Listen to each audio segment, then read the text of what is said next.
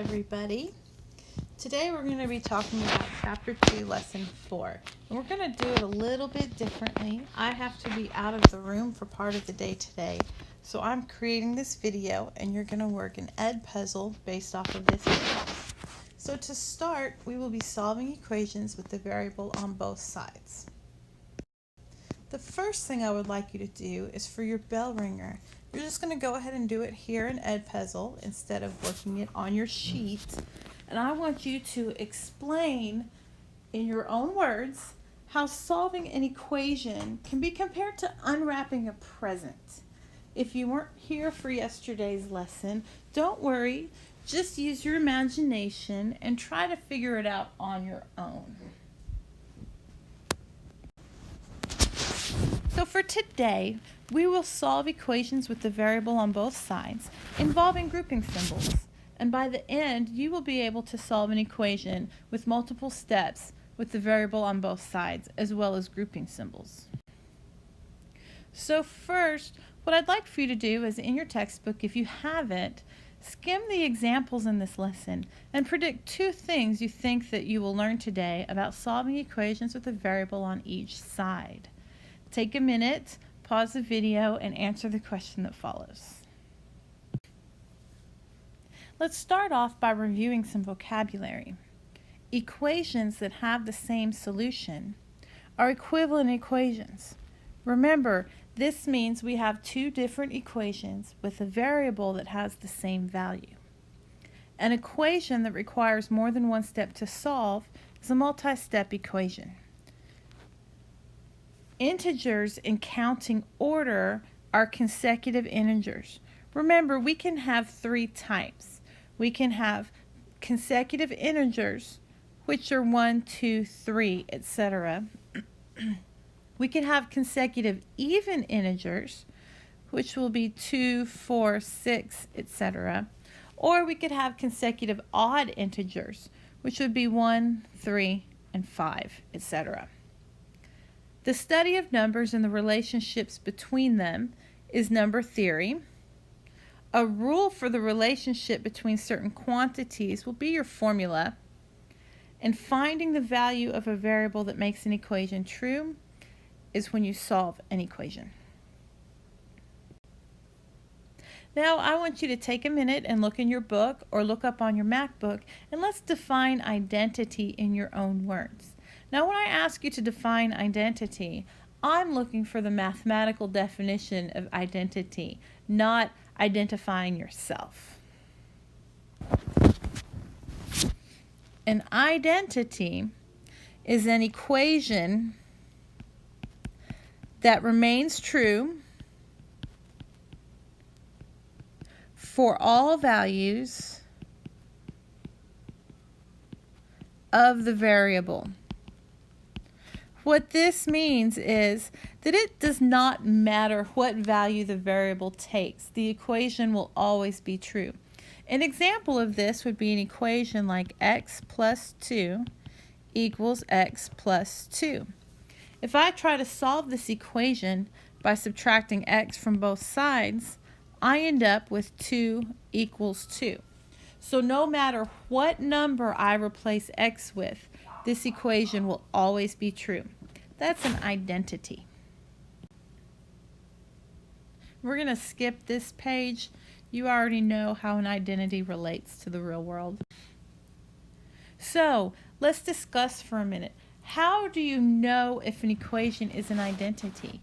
In your own words on the next screen, just type in your answer. How will you know when you look at an equation if it's an identity? Now we get into the meat of the lesson, our main ideas. First, we're going to evaluate expressions.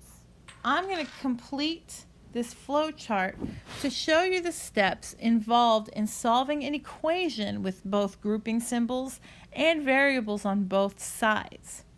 So the first thing we want to do is use the distributive property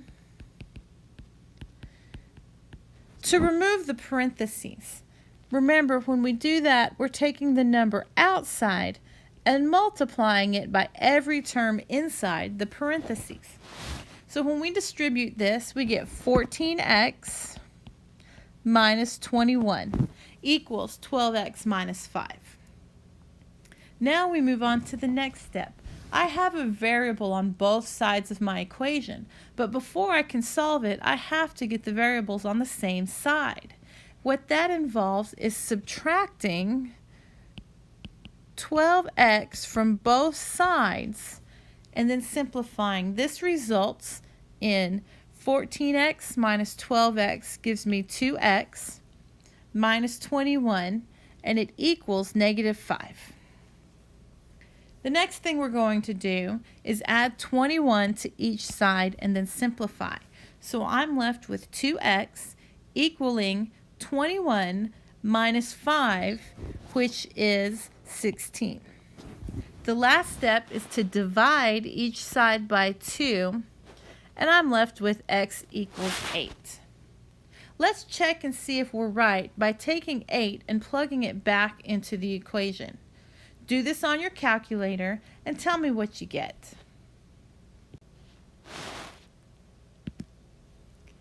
Now we have another equation. We're going to solve this one, and it doesn't walk us through step by step, so we have to remember what we're going to do. First, remove any parentheses.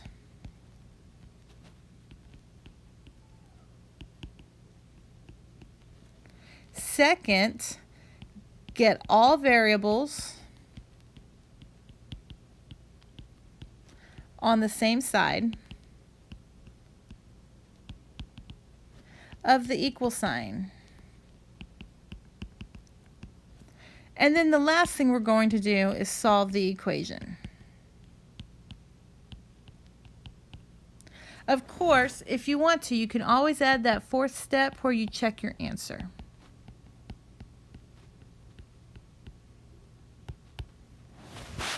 So let's work this one. First, remove any parentheses. We do this by distributing whatever's outside the parentheses to the terms inside. So I have 3 outside here. I'm going to multiply that by 2y and also multiply it by negative 10.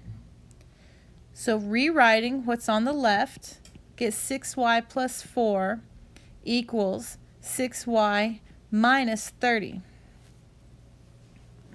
The next step is to get all variables on the same side of the equal sign. I can do this by subtracting 6y from both sides. And what I'm left with is that 4 equals negative 30. Well, hold on a minute. 4 doesn't equal negative 30.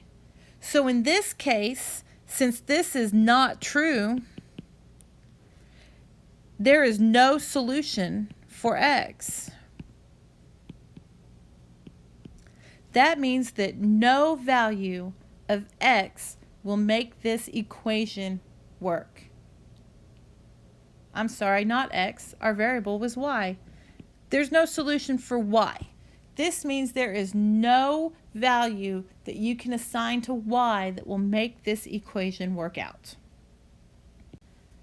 So now what I want you to do is solve this equation, and I'll give you the opportunity to key your answer in at the end of the video.